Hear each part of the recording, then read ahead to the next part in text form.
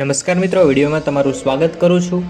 ઇન્દોરની અંદર 11 વર્ષની બાળકીનું મૃત્યુ થતાં આખા વિસ્તારની અંદર ભારે હાહાકાર મચી ગયો હતો। આ બાળકી પોતાના માતાના ખોળામાં બેસી અને ગરબા જોતી હતી। અચાનક તેના માથાના ભાગની અંદર લોહીના ફુવારા ઉડવા લાગ્યા હતા।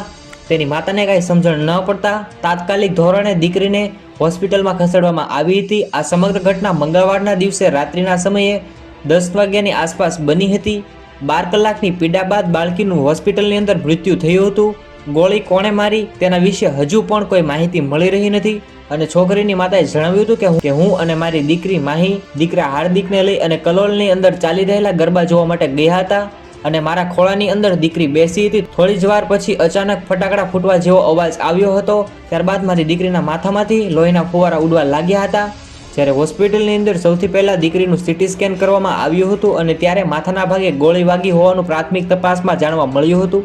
પોલીસ અધિકારીએ જણાવ્યું હતું કે અમે પૂછપરછ કરી હતી અને કોઈ પણ લોકોએ ફાયરિંગ જોયું નથી અને સમગ્ર ઘટનાના સીસીટીવી ફૂટેજ પણ અમે ચેક કર્યા હતા।